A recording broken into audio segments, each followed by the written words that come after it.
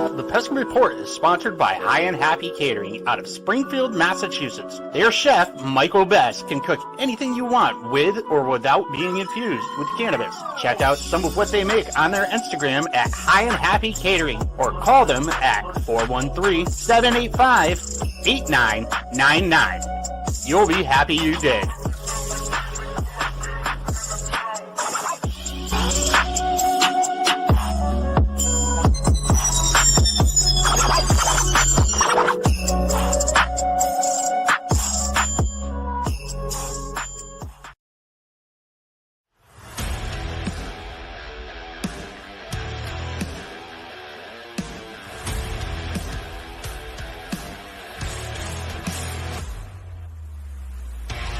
Welcome to the Pesky Report, a podcast for Red Sox fans.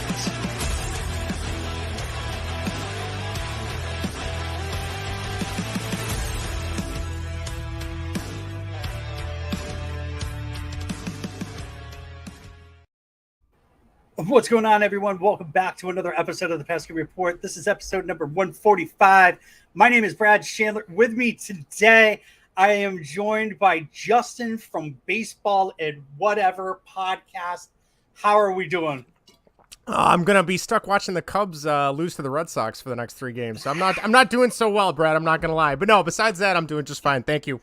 So we bring you on because of the fact that you are a Cubs fan. I had the opportunity of joining you and your crew. I want to say it was about a month ago. That sounds about right. Yeah, it was against the Red Sox-White Sox series because we're based out of Chicago and we do a little bit of both for both teams. Yeah, it was a good time. Yeah, so 2 of the guys are White Sox fans and you're the lone Chicago Cubs fan. Yeah. Vinny goes back and forth. He grew up probably about 2 hours west of Chicago, so we give him a little leniency because if you're from Chicago, you get like one chance to switch. And that's it. The whole liking 2 teams does not work. I'm sure it's like that in New York too, but he kind of flies both flags for them. So I don't think that could be a thing in New York. No, like either you're a Yankees fan or you're a Mets fan. You can't switch. No, well, thankfully, I mean, he grew up pretty far from the city, and now he lives in Madison, Wisconsin, so he's even further removed. So we give him a pass. Greg, who is the diehard White Sox fan, he grew up on the north side, which is typically Cubs fans, and I grew up on the south side, which is typically White Sox fans. So somehow we reversed whatever we're supposed to be. But yeah, in Chicago, the people that say they like both teams, they get booed very quickly. So it's one or the other. I could feel that. Yeah. So, in fairness, I will say this. I don't know if I told you guys when I was on your podcast, but I actually grew up a Yankees fan. Oh. So, and I don't shy away from the fact that that's the way.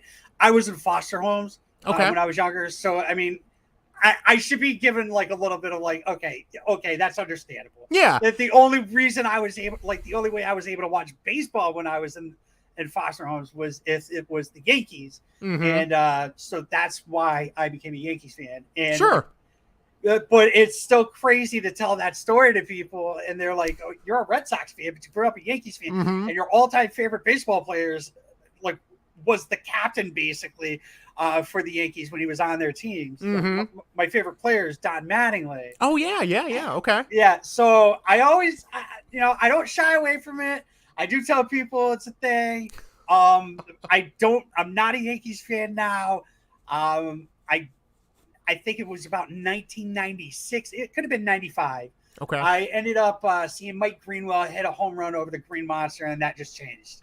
If it makes you feel any better, I grew up mostly a Sox fan. I remember in Little League, I played second base. Hold on. When you say Sox, can you White Sox? Sorry, okay, you got to say the color of the Sox because we're a Red Sox podcast. That's true. I'm glad. I need to realize that I'm not talking to people from Chicago. So when I was a kid playing Little League, Ray Durham was the White Sox second baseman. I know he went on to play in San Francisco for a while. He was like my favorite. So I kind of grew up being a White Sox fan. And then 98, I remember coming home. WGN is a Chicago-owned network, Chicago-owned station. They had the Superstation. But I turned on Kerry Wood's 20 strikeout game. And from that moment on, it was, all right, I shed all my White Sox stuff. I've been a Cubs fan ever since.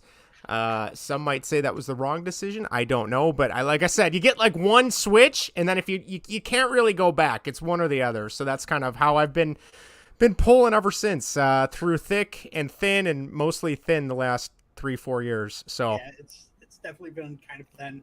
I mean, you guys, I love your coach. So there's that. David Ross. Yeah. Ross. Is Napoli still with you guys? Yes, he is the first base coach, I believe, right now. And then Willie Harris is our third base coach, former White Sox himself, actually. Ross is... I feel like we're getting to the point where Chicago media and Chicago fans they're not turning on Ross yet, but it's starting to get to the point where people are asking like, hey, he just got a contract extension at the beginning of this season.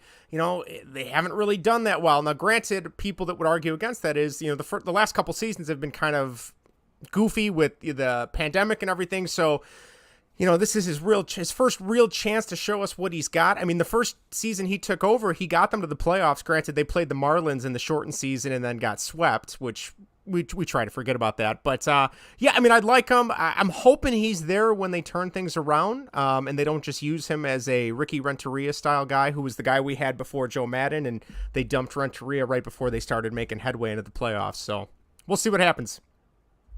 Hold on. Really? Before Joe Madden? Yeah, and Ricky Renteria then went to go coach the White Sox. That's why I was like, wait a minute, what? He went to... definitely remember. I remember he was the White Sox manager. Yep. Wasn't he fired and then like runner up for like manager of the year? That does sound about right. Yeah. So I mean, granted, he's getting paid good money, and I can't feel too sorry for him. But yeah, he took the Cubs through the lean years when they were rebuilding. They fired him. They brought in Joe Madden. They won a World Series. Goes over to the south side of Chicago, coaches the White Sox as manager, starts to improve them steadily, and then once they thought they were ready to make the jump to the World Series contention, then they fire him and they bring in Tony La Russa, which most of Chicago can't stand Tony La Russa right now, especially on the south side, but that's another story for another day. So I love the fact that they took on Tony La Russa. Are you So I was right. Renteria ended up becoming he was runner-up for manager of the year, and the White Sox made a tweet about it, even though they fired him. Yeah, like, oh, thank you so much for your service. That's what we're dealing with now. And I shouldn't talk bad about the White Sox. They're not even my team, but I mean, both teams are covered in our market like crazy. So, and namely, the White Sox are covered more because they have playoff aspirations, or at least they do right now. I don't know if they will be in another week or two, but yeah, poor Ricky Renteria. He really got the short shaft in Chicago. That's for sure. I think he's doing something with the Marlins now. Okay. And I want to say he was an assistant or a bench coach or a hitting coach or something in San Diego for the longest time before he came to Chicago, I think. I could be wrong on that, but I want to say that's where he was before he came to the Cubs. He was a manager with the Cubs. He was, before it was a Padres, and he was a coach with the White Sox in 2016. Okay. Before he became the manager. Okay. So I think he took 2015 off.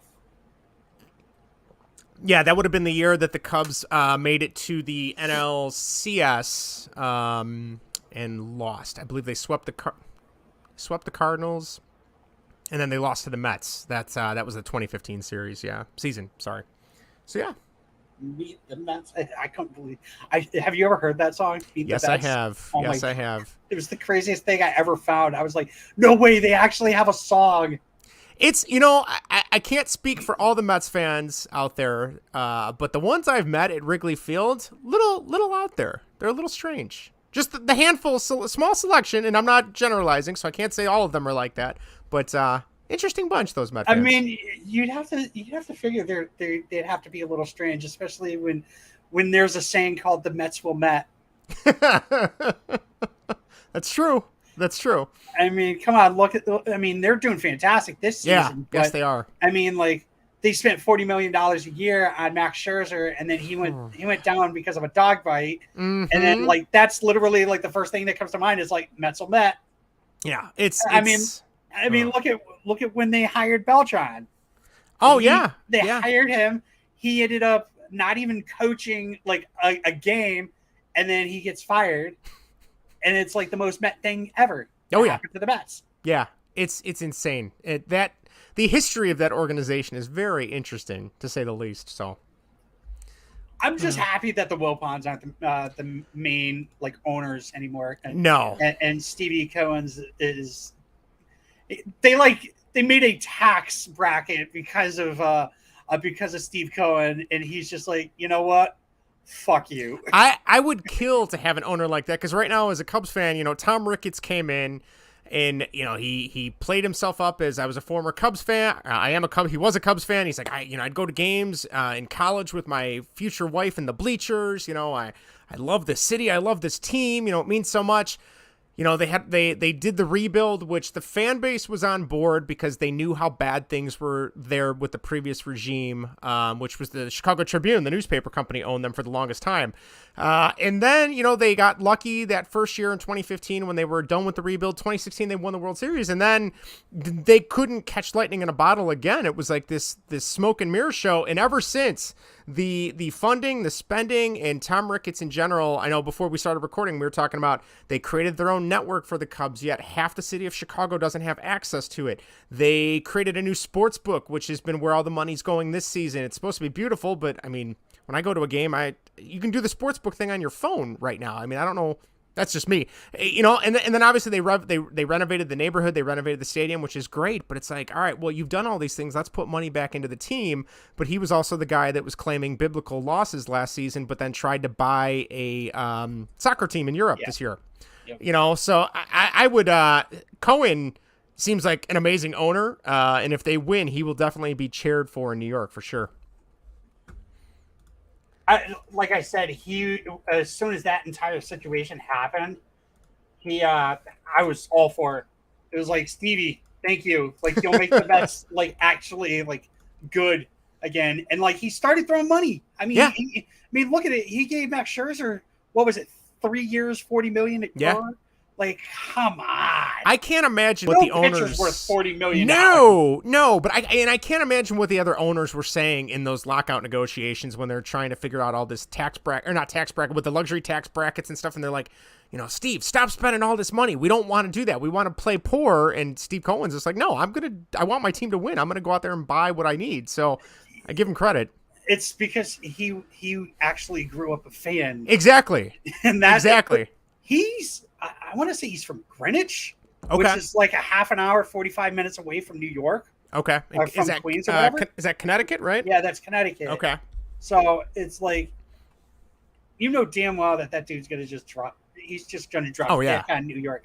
And I was talking, who was it that was saying it? I was listening to somebody and they were like, how funny would it be if Cohen was just like, the Yankees were like, hey, Aaron Judge, we're going to offer you $27 million a year. And then Steve Cohen's like, 27, 8 years. Here's 56 for 8 years, and I'm just like, I would love it. I would love it.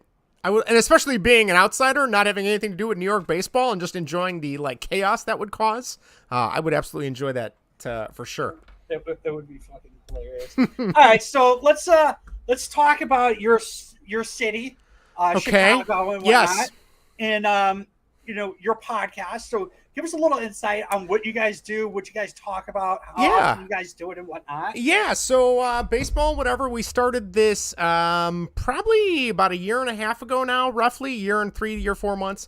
And honestly, it's me, it's my brother-in-law Vinny, and my other brother-in-law Greg. We were kind of bummed during the lockdowns and COVID and everything.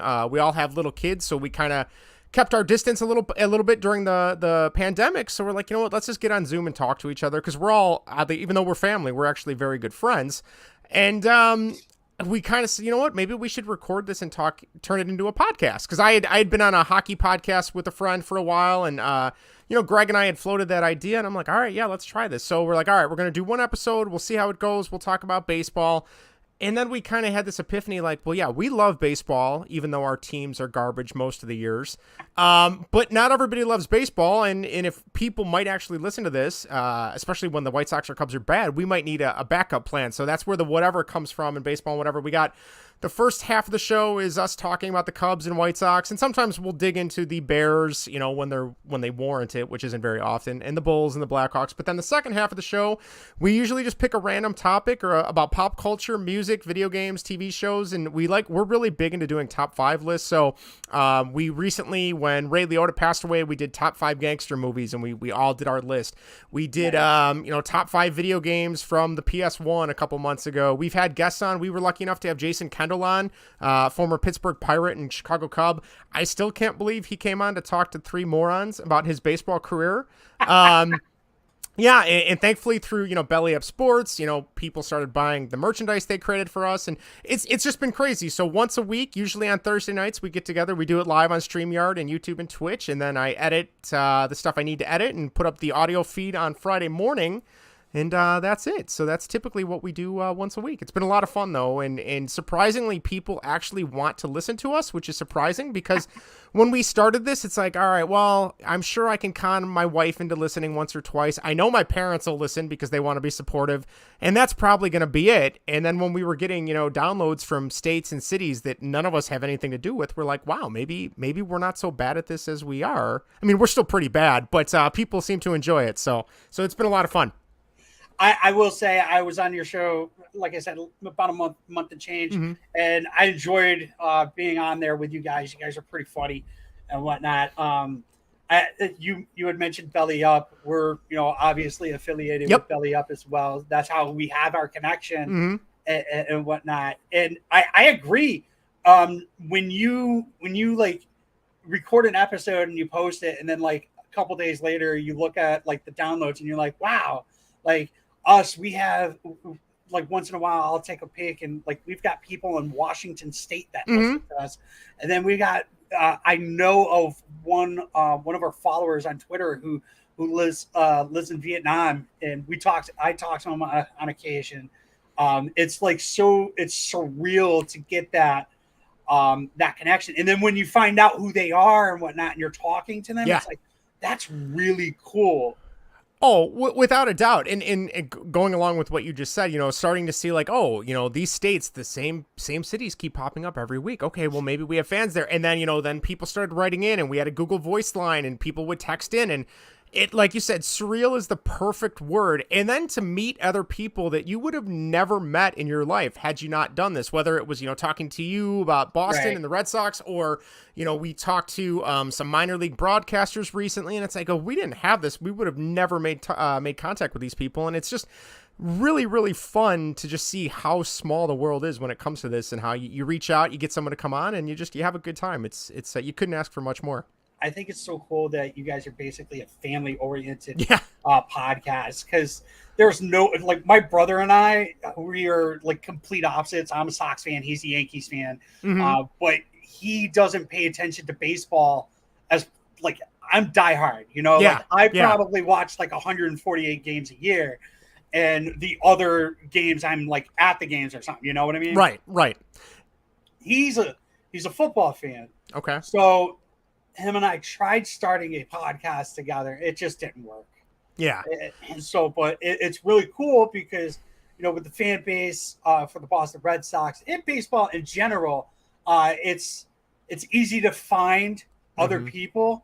And I was so lucky to be able to find the amount of people that, I think we have about 12 or 13 people that work with this podcast. Okay. And it's amazing how, I would say it's like it's knit, like it's all together, because we definitely have some things we got to work on and whatnot.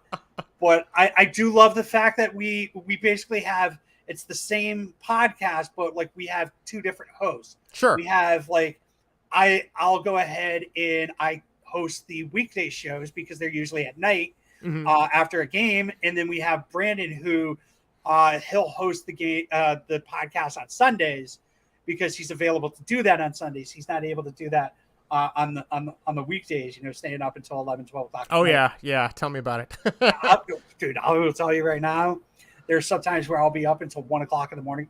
I get up at 4 o'clock in the morning to go to work at 5. Oh.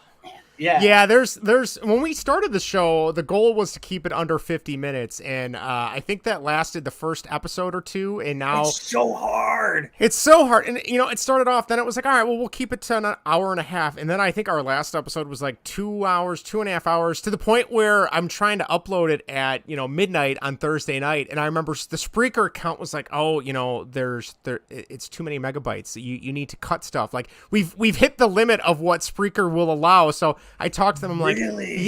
yeah, we might need to dial it back. And I mean, I guess it's kind of good and bad. Like there's some podcasts I listen to that are 20 to 30 minutes a week, and that's it. They're nice, short, succinct. And then I have other podcasts that are like 3 hours long, and I listen to a little bit on my drive home or my drive wherever, or during the day at home on my Alexa or whatever. And so I can kind of see both ways how it can go, good and bad. But I think for us, the thing that I try to sell people on the most when it comes to our podcast is just our rapport, obviously, because we know each other so well. I mean, I remember when I started dating my wife, who is Vinny's sister. Vinny's brother, huh? Vinny's brother. Vinny's sister, I'm like, oh, he's a Cubs fan, he's a baseball fan. So we hit it off right away. And then, Greg came into the family a little bit later, marrying Vinny's other sister. And as soon as we kind of met him and, he started coming around to family parties and stuff, it's like, all right, well, this guy likes baseball. He grew up with 90s music like us. He loves video games and Batman and Star Wars and, all that stuff. It's like, oh, man, we're all good. So thankfully, our wheelhouse is all very similar, which makes it a lot more enjoyable. Nice. Yeah. Nice. All right, so let's start talking about the Cubs. Sure. Oh, boy. Let's talk about Chicago in general. So I feel like when people bring up Chicago and then they say, the White Sox or the Cubs and whatnot, I feel like the more historic team is the Cubs. Yes, I would agree with that. Yes. Okay. So with that being the case, tell me a little bit how I think you might have actually started touching on it just a little bit. When you grew up on, what'd you say, the south end? On the south side of Chicago, yeah. Yeah, so that's a White Sox. That's White Sox territory, yes. So you grew up a White Sox fan, and then you switched. What made you switch to being the Cubs fan? Yeah, I mean, for me, after a while, there was something alluring about the history of the team. And granted, the White Sox have been around for a very long time too. But the Cup, playing at Wrigley and being on Channel 9, WGN, the Superstation. But for me, it was that it was June, end of May, I believe, 1998. The anniversary was just a couple weeks ago, maybe a month ago. Was when Kerry Wood struck out 20 against the Houston Astros, and I just remember being enthralled. I was like, I was very into Little League. Collected baseball cards, had the baseball video games for Sega and PlayStation and all that. And something just flipped. I was like, you know what? This is where I should be. Now, the other funny thing is my entire family is Cubs fans. There are no White Sox fans whatsoever in my family. So I think it was just a matter of time where that I'm going to be the anti-hero in the family. I'm going to root for the other team just to piss everybody off. And then eventually I kind of got tired of that. The other thing that really got me into being a Cubs fan, and I did not know this until after I had started to follow the Cubs more than the White Sox, was apparently, according to the family legend in my family, my great-grandfather, he passed away probably about 5-6 years ago. He supposedly, right before World War II, was offered a tryout with the team. He was a really good baseball player, but his mom wouldn't let him go. She said, no, I want you to stay home with the family. So there's this urban legend that, we could have been, not rich because they weren't paying very well in the 40s, I would imagine, or late 30s, early 40s. But there's this legend of, that we're extrinsically motivated to root for Cubs fans because your great grandfather was almost a Cub player. Now, granted, he may not have ever even made it out of AAA or AA, but that was the other piece. That and that Kerry Wood game. And then you start looking into the history, and, you got Ron Santo playing third, and he was the broadcaster. And then don't even get me started on Harry Carey. Growing up as a kid, once I made that switch, I could listen to Harry Carey all day. I mean, everybody. That's a really good impersonation, actually. But yeah, there's still Harry Carey restaurants. I think there's at least one or two. There's one right by Wrigley, and then there was another one in the northern burbs. But yeah, it's just this there's just this allure of it's so cool. You're in this cool club to be a Cubs fan. But then when you factor in how bad they were for so long, and they were the lovable losers, and to kind of come up at that point right around 2003 when they made that crazy run, and then you got the Steve Bartman ball and the Marlins going on to win the World Series in 2003. They shed that a little bit, and it was like, no, we're gonna be good. They sell out game after game, and they were horrible. But then something clicked with the organization that, hey, maybe we can actually turn more of a profit if we have a decent team. And then they started bringing in decent guys to play along with, like Sammy Sosa and Moises Alou, and they had Fred McGriff for a while, which he was kind of near the tail end. I think that was right before he went to the Devil Rays, if I'm not mistaken. But Mickey Morandini and Jeff Blauser was a Cub. Yeah, it's crazy. They had all these guys that were really has-beens, and then after 03, it was like, okay, the fans want a winner. We have to do this now. And 04 was a good season. Then it came apart, and Mark Pryor's arm and leg falling off, and then you had a swan song, and then you had 07 and 08, which were incredible, like best record in baseball almost, and then they get swept in both the years there. And that was with Lou Piniella. That was a whole nother story. But yeah, it's just, it's, I'd say the thing that sells me on it the most is I still remember going to Wrigley for the first time, and you come out from underneath the concourse underground, and it's like, holy cow, this is incredible. And I would imagine Fenway's the same way. Fenway is a stadium that I am hoping to someday get to. That's one that's on my bucket list. So, I mean, I'm probably speaking to the choir here, but like, yeah, you come up and you see the history of like, oh my gosh, there are so many important games, not so much for the Cubs, but so many important players that have played here. And that history really revs you up to kind of be really ingrained within that fan base. So I'll give you a little, so I agree 100%. Like when Fenway is still the only stadium where I walk up, I still get goosebumps. I've been going to games since 2013. I believe it. So I started like in 2013 when I went up the ramp and I saw the field. I was just like, holy shit, dude! Like I'm really here. This is the first.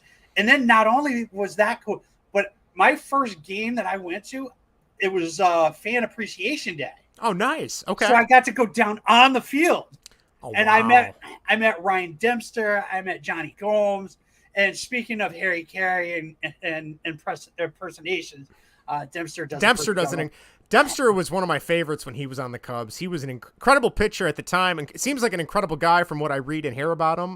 But yeah, I can't even imagine being on the field at Fenway. That had to be incredible. Yeah, I was with my girlfriend at the time and two of our friends, and we all went. It was like a couples thing, and everybody was like, "Oh, who's that? Who's that?" I was like, "I don't fucking know." So it was fun. I still get the goosebumps. Like I've been to a few other places and whatnot, and I don't get that same vibe. Even I mean, it's not my team, so I understand that I don't get that vibe. But I feel like I was supposed to go to Chicago during the year of the pandemic. And I was so bummed out. I had my ticket, I had my flight, everything. I was going out there, going to stay with a friend, and it was the Chicago Cubs. It was supposed to be the Cubs versus the Dodgers. Okay. And I was going to be out in right field where Mookie Betts was. Nice. He had just got traded to the Dodgers. And I was like, I really want to, Mookie Betts is my dude. So I wasn't mad about the trade. I wasn't mad about him being signed or him signing with them and whatnot. But that's where I wanted to be. I wanted to be over in that area. Sure. And I could tell that would have been like, I would have felt the same way. Now tell me, how did you, or what did you think when you guys hired Theo?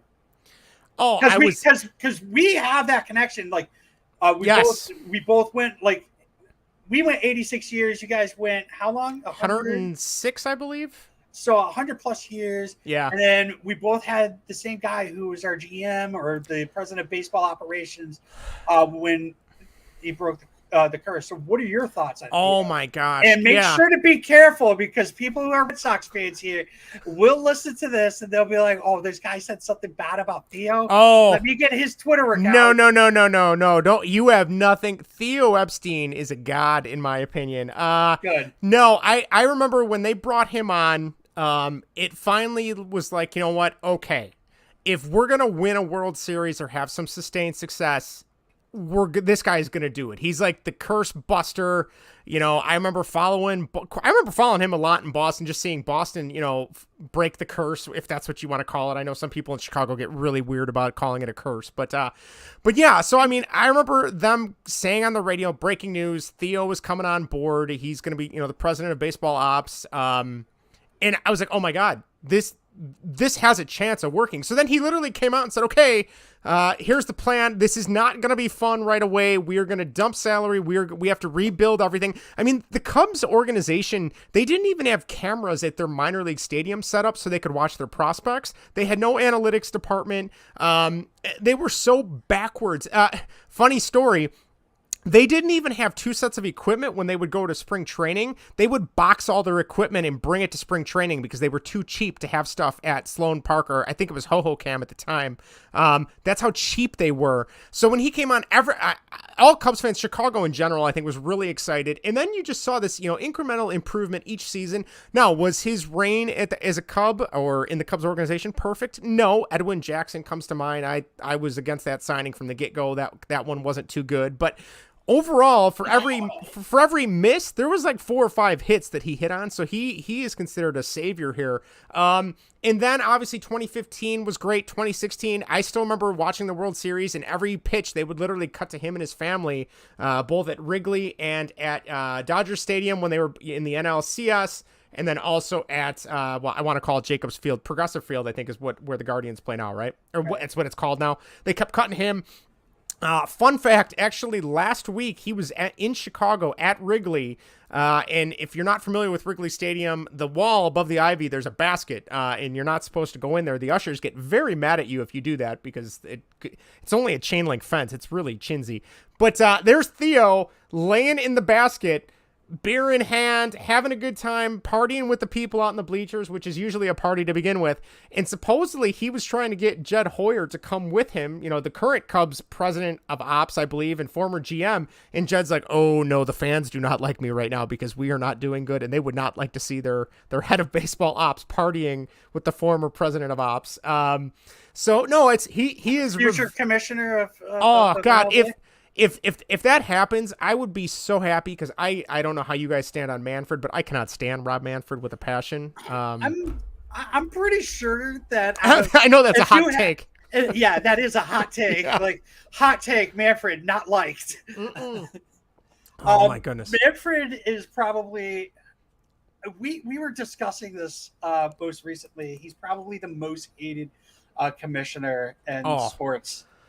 He gives, obviously I'm a big hockey guy. That's probably it's like a 1A, 1B for me, but he gives Gary Bettman, who's the commissioner of NHL, a run for his money. And that's really hard to do. Our co-host Hogdale mentioned Bettman. He was, I don't know anything about, about hockey, basketball. I mean, who's the clown that is the commissioner for football? Goodell. Goodell. Yeah.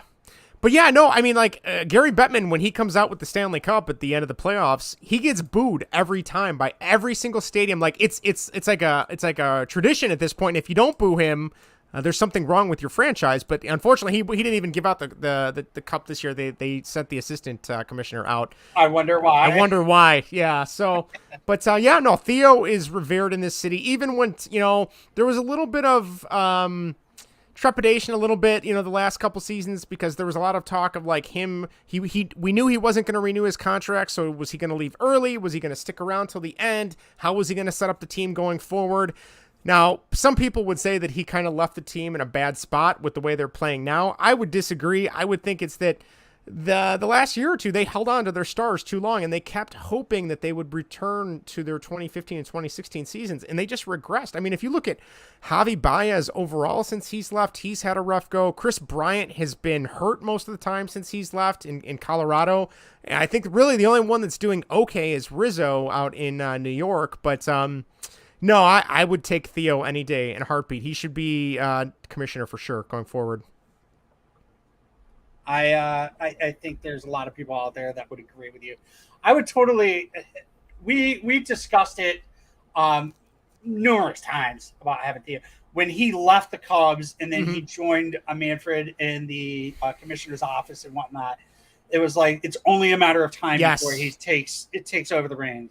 And I think that's what Manfred's like afraid of, and that's why he brought Theo in to the fold, especially being with the commissioners. Like, okay, if he's with me, people will start liking me. Yeah, keep your enemies closer. Yeah. Yeah. Now he's also got Ken Griffey Jr. Working with him and whatnot. So it's like he's doing the right things, but he still says the wrong things. He is giving what's his name? Former owner of the Brewers, previous commissioner, not Bob. I can't think of his name now. I just left my train of thought. Bud Selig. Bud Selig. He makes Bud Selig look good on some days, which is really hard to do. Really hard to do. Here's the thing: it's like the only thing people really complain about with Selig is the steroids, and like they don't even give him enough shit about that. Yeah, it's like he made all these. He was like, okay, you guys can do all your roids and whatnot, and then like as soon as it becomes a thing, and like it starts becoming like things into the court system and whatnot. Yep. He disappears. Yeah. Yeah. He was like into the ether, like smoke and mirrors. You never saw him again. Yeah. So. All right. Well, talk about, so Theo, we know about that. That's our connection, whatnot, between our two teams, the historic rain, the drought for the World Series and whatnot. Yes. That sucked. I mean, you guys had a cool movie, Rookie of the Year, or what is it? Rookie of the Year. Rookie of the Year. Yes. That kid. Is it Ian Thomas? I can't remember what that kid's name is from, and he was in American Pie too, but and a kid in King Arthur's Court, oddly enough. But Rookie of the Year, that kid or that adult guy, man. Thomas Ian Nicholas. Thank you. He comes to Wrigley every year and sings the 7th inning stretch still and throws out the first pitch. I believe they time it with, apparently he's in a band and his band plays some shows in Chicago every summer. So he still comes out, gets a huge roar of applause. No, I do have a soft spot for that movie. John Candy, what more could you ask for? And I know that parts of A League of Their Own were also filmed in Wrigley too.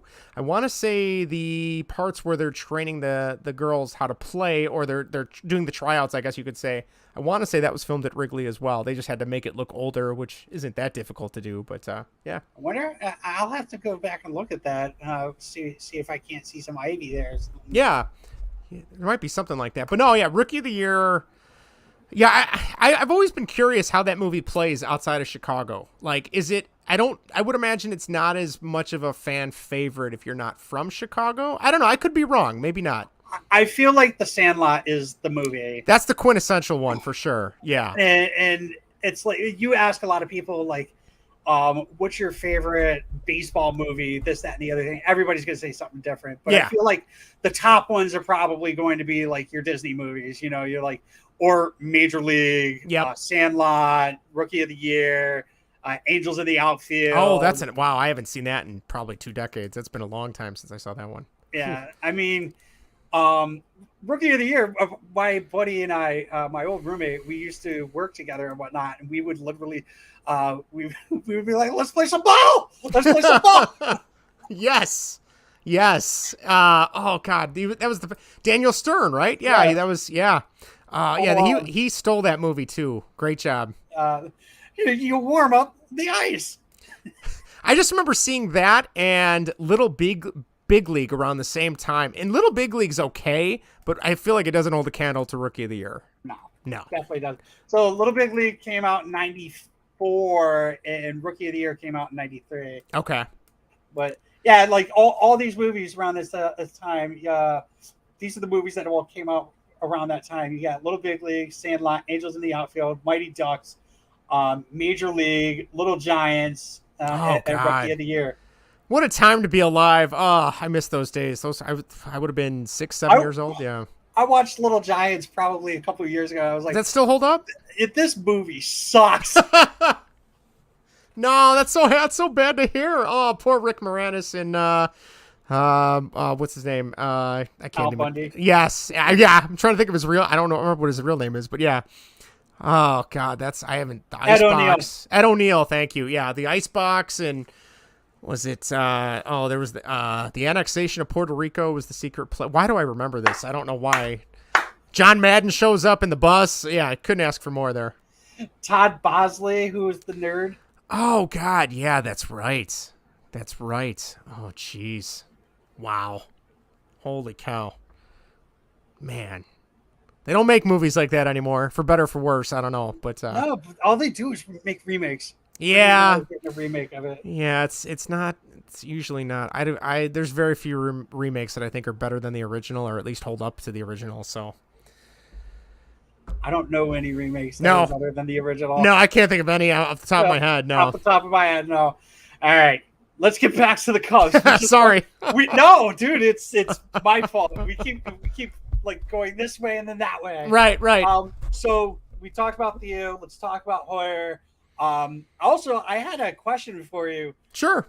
What's up with the beer snake thingy? Oh God, yeah. That, honestly, in if you have any fans from Chicago, they'll have to write in and tell me if I'm wrong. But that was never a thing until like the last couple seasons. Like I don't remember ever when I went to games.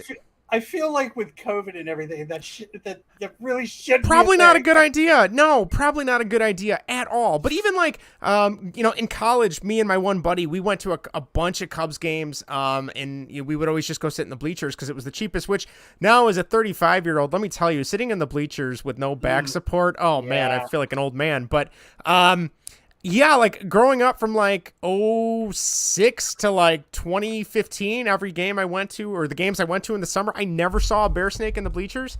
Apparently that was like the last 2 years, which, like you said, with COVID, probably the wrong time to do that.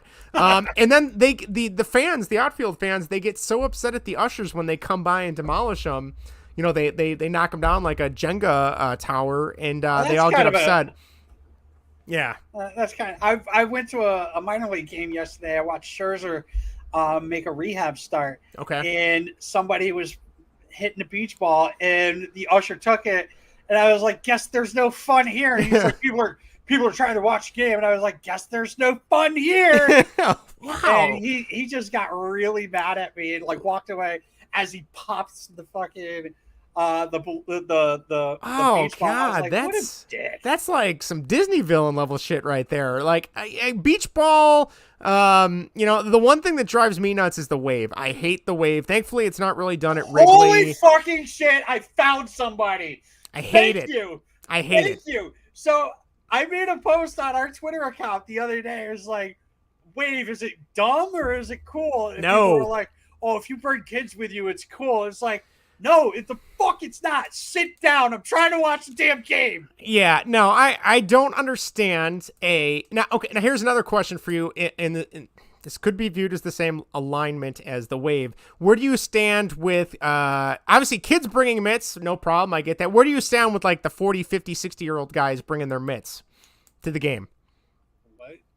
You guys you don't have that in Boston? You don't see guys bring their mitts? I can't say as I've seen that. I'm not saying I've definitely seen, especially out in the bleachers, there'll be a handful of guys like well older than me. We're talking like early 40s, early 50s that bring their mitts. Like they're gonna, which I guess, hey, maybe they're trying to, get back to their childhood, but I never understood that either. That's the other one I don't understand. But I mean, I think I brought my glove to a game once. Last year. Yeah. But it was because I was sitting like right in that makes sense. Spot, Yeah, that makes sense. But it's like I go to a game now, it's just I'll go.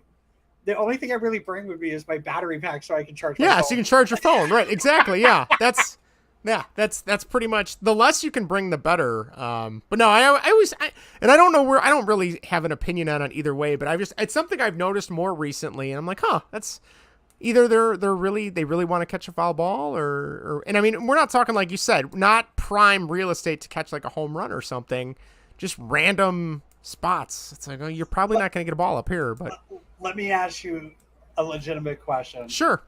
I will get a lot of shit for my answer on this. Okay. Foul ball.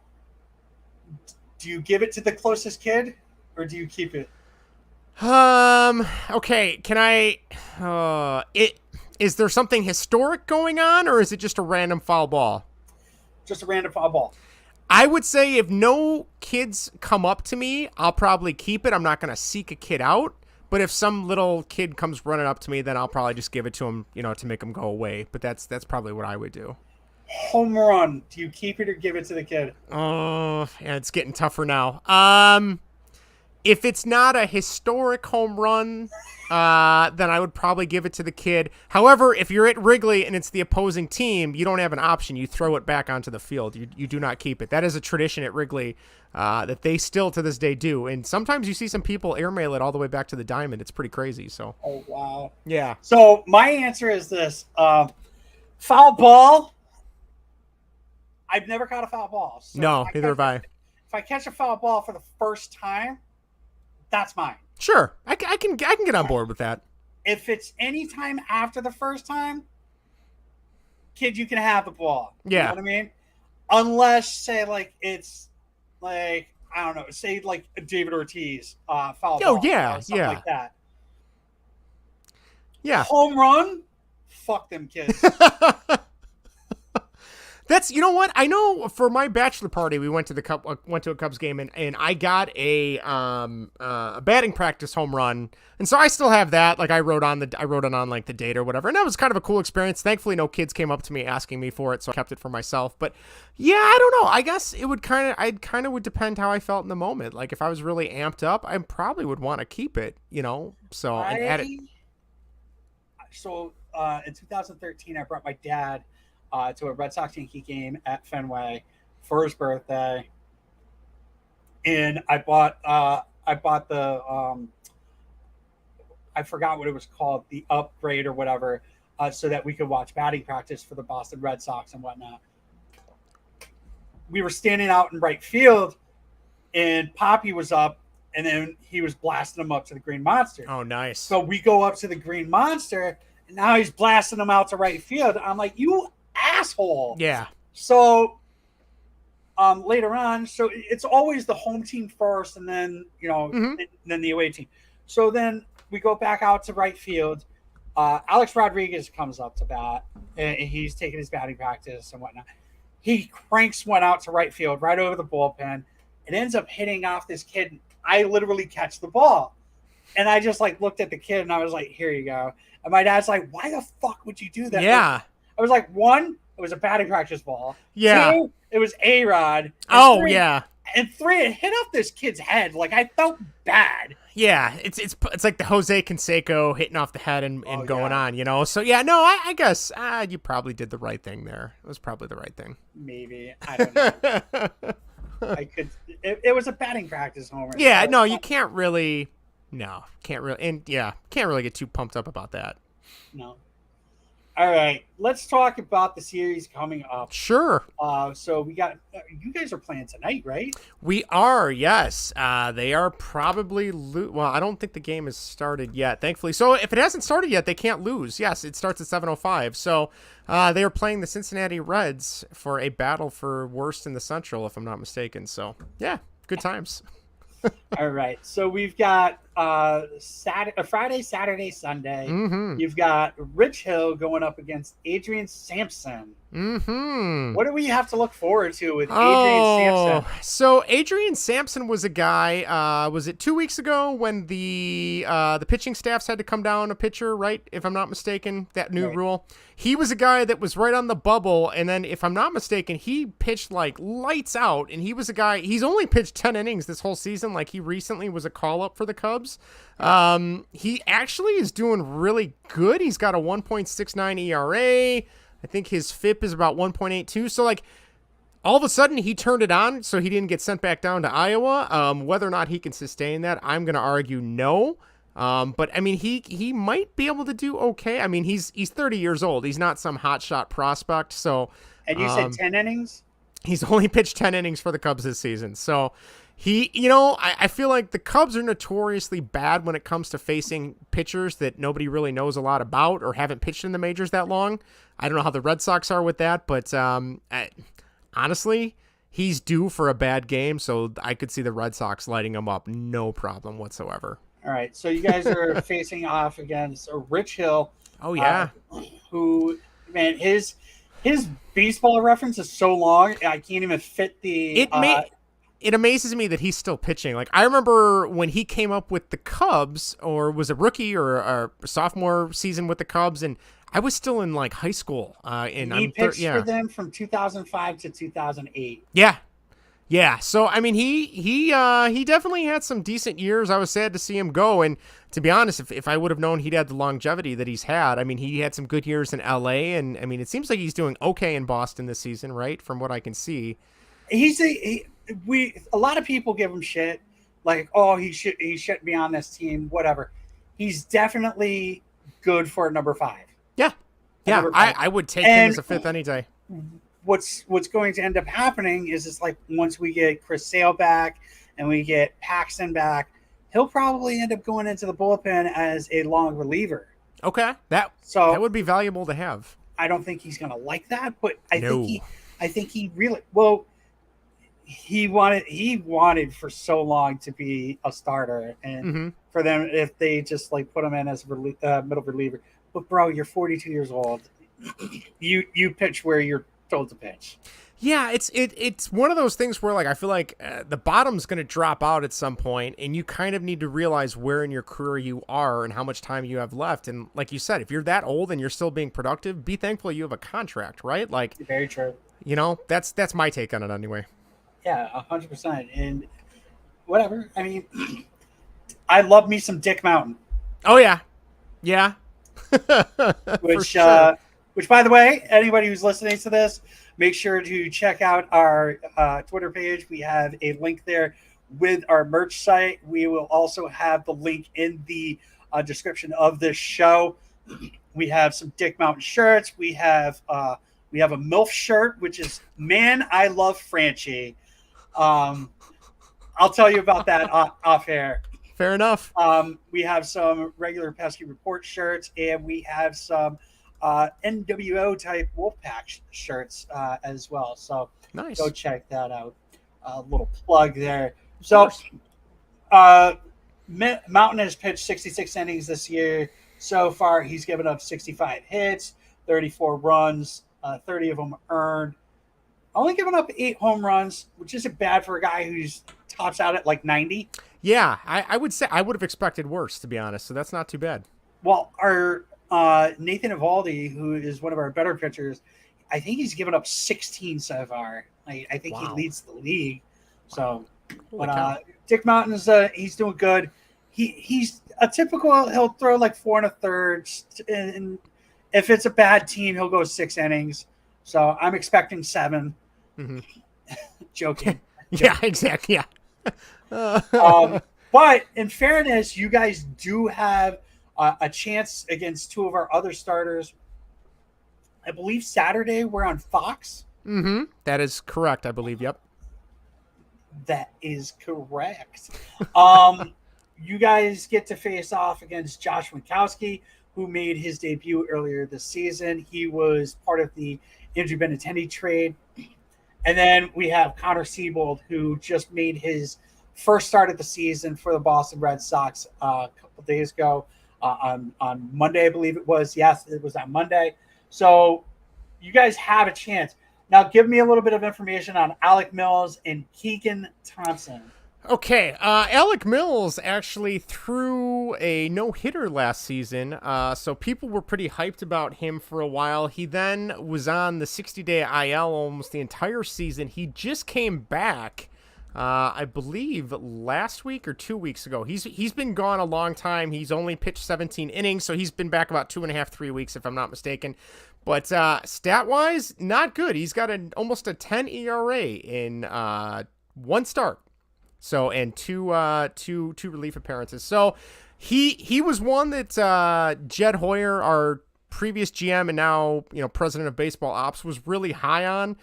Somebody that we kind of thought, hey, this guy could be a anchor of the rotation, probably like in an ideal perfect world, maybe like a 3rd or 4th starter. But right now, between injuries, and he's also another guy he's getting up there. He's been in the Cubs farm system for almost close to a decade. He's already 30, so it's very Dr. Jekyll and Mr. Hyde with him. You might get, no-hitter Alec Mills, or you might get, bottom of the rotation. Probably should be in AAA still.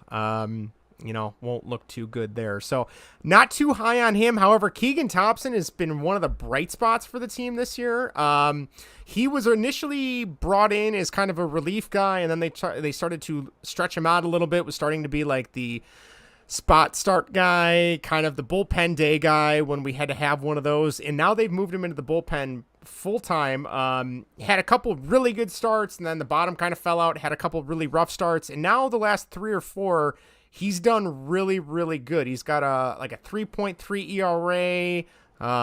He's got a little over 1 for a whip. Decent stuff. Overall, he's probably the most exciting guy that the Cubs have pitching right now, because even Kyle Hendricks is really starting to fall apart too. So Keegan Thompson is kind of what Cubs fans are hanging their hat on for the future. Maybe like a number 2 starter next season, hopefully, if Stroman comes back, and who knows how that's going to go. But yeah, he would definitely give the Cubs the best chance to potentially win if he's on his A game. I'd say the other 2, the Red Sox, should have no problem taking down for sure. So you think there's a chance that like the Red Sox could take 2 of the 3? I would say at least 2 out of 3. I also wouldn't be surprised if they swept the Cubs. Just the offense is so anemic right now. There'll be games where we get 5, 6, 7 runs, and then there'll be a week where it's nothing but 0 and 1 run scored per game. There's no consistency in our lineups, unfortunately, and that has a lot to do with our injuries and the amount of guys on the injured list. But it's bad. So if you're a Red Sox fan, you should be hoping for a sweep. Get the brooms ready. I'm pulling for you guys. You're pulling for. I'm pulling for the Red Sox. Yeah. Jesus, man, that is terrible. That's life as a Cubs fan. Let me tell you. You guys, I feel that's in our fan base as well. We have Connor Siebel, who pitched the other day. Monday, he went 4 2/3 innings, and he has a 13.5 ERA. So, I mean, he didn't pitch all that well. That was against a stacked Blue Jays lineup. I look forward to this game. It's nice to finally see the Red Sox and the Cubs face each other. I feel like we don't see enough of each other. I think it's gonna start happening a little more starting next year. Yeah. So hopefully, I'll be able to get out to Wrigley, and if I do, we got to get to a game for sure. And same here. If you come out to Boston, like, let me know. I will definitely meet up with you and try to show some hospitality. Sure. I'm not really like familiar with the Boston like restaurant scene and the bars and whatnot. I'm not a drinker, so no, neither am I. No, if you come to Chicago, I can at least tell you what neighborhoods to stay in, what are nice places to visit, what places you can avoid that are just tourist traps. But yeah, let me know. It's Boston's definitely being a history teacher, especially with the Red Sox, and then also just the historic stuff. Boston's one of those places I hope to get to someday. We'll see. Fingers crossed. I have this thing. It's called the baseball passport. Mm-hmm. So like every stadium I go to, I get a stamp and whatnot. And I've only been to 4 stadiums, but I've only been to 2 that I've actually gotten the stamp at. Okay. So. Yeah, I'm trying to think. Besides Wrigley, I've been to what is it now? Guaranteed Rate Field, where the White Sox play, it's a very nice stadium. It gets a lot of crap, but it's a very beautiful stadium.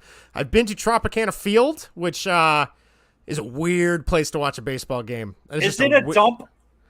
It was better than I expected. The lighting in there is horrible. And the catwalk is really as atrocious as you would imagine it to be up in the ceiling. So it is a dump.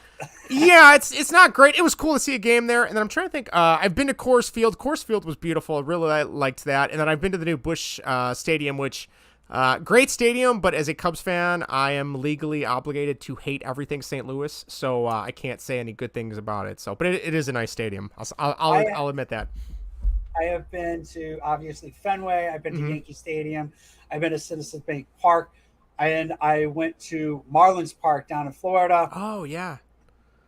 Marlins Park is probably the most beautiful park I've been to. Mm-hmm. But I didn't get to watch a game, so I don't really count that. Okay. But I'd have to say, like, Yankee Stadium had the nicest seats I sat in. Mm-hmm. They were, like, all cushioned and whatnot. But I'd have to say Citizens Bank Park was probably the nicest stadium I've been to. Asshole fans. Oh, I would imagine it's Philly, right? I mean, what do you expect? Yeah. So it was so funny because I was like, Mitch Moreland was playing for them. I think it was 2019, and Erod was getting ready to win like his 20th game. He was pitching 200th inning or whatever. Matt Barnes blew the game, but typical form. But I was like, oh, Mitchie 4 bags, Mitchie 2 bags, because that was his nickname, Mitchie 2 bags. Yeah. And then somebody, like one of the asshole fans, were like, "Mitchie no bags, asshole." I was like, okay. And then like the Red Sox were losing and whatnot. Like I was screaming and shit. And then like at the end of the game, the Red Sox ended up winning. And I looked at the dude and I was like, "Fuck you!" That stadium does look really nice. The other one, God, I know is it still AT&T Park? I can't remember what it's called now, where the Giants play. Or it used to be not Pac Bell. I can't remember the name of the Giants stadium now, but I've heard that is like an amazing stadium to see. I've never been to the West Coast, but that would definitely and I've heard cool things about Petco too. In San Diego. It's Oracle Park now. Oracle Park now. All right. Jeez. I think AT&T was the Mariners, wasn't it? It's T-Mobile now or something like that? I think that sounds right. I can never keep all these naming rights. I miss the days when it was just the, Fenway Park. Fenway Park and Wrigley and, I don't know, the Oakland Coliseum. I have no interest in seeing that. Is such there. A fucking dump. I've heard it's a dump. No interest in going there. I don't mind the A's, but no interest in going to a game there. Yeah, absolute fucking a dump. Oh yeah, it was AT&T Park. Was it? Okay. It was previously Pacific Bell Park, SBC Park, and AT&T Park. Jeez. Okay. Wow. That's quite a lot. Yeah. The two longest, the oldest ballparks are Fenway and Wrigley. Yeah. And then the third oldest is Dodgers, mm-hmm. which was built in the 60s, I want to say. That sounds about right. And that was at Chavez Ravine or wherever it's built technically in LA. Yeah. Yeah. That's, All right. Well, Justin, I appreciate you coming on. Yeah, for sure. Why don't you drop all your information so everybody can find you? Drop your Twitter as well so people can follow you and So if you want to check out Baseball and Whatever, you can find us in a variety of ways. Our Twitter handle is @BaseballAndWhat. Vinny handles most of that. He talks to people all day on there. I don't know how he gets any work done, but he does a great job with that. You can find us Facebook.com/BaseballAndWhatever, YouTube.com/BaseballAndWhatever. We're on Twitch as well if you want to check us out on Twitch. Those are the main ones. We record every Thursday night live, and then we put the show up for audio. All your audio app listening pleasure is on Friday morning.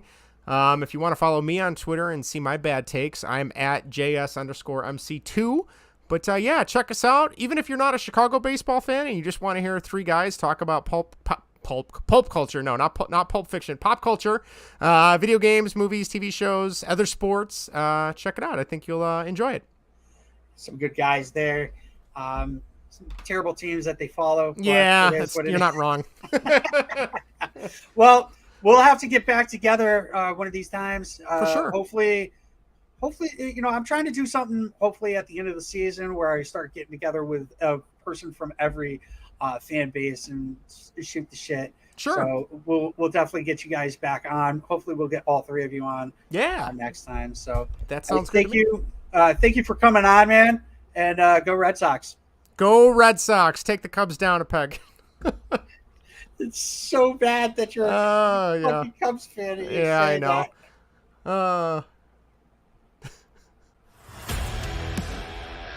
Thanks for watching. Make sure to follow us on Instagram, Twitter, and Facebook @Pesky Report. Make sure to like, subscribe, and leave a review. Thank you for listening to this Belly Up Sports Podcast Network product. Some said we go belly up, so we made it our name. And we're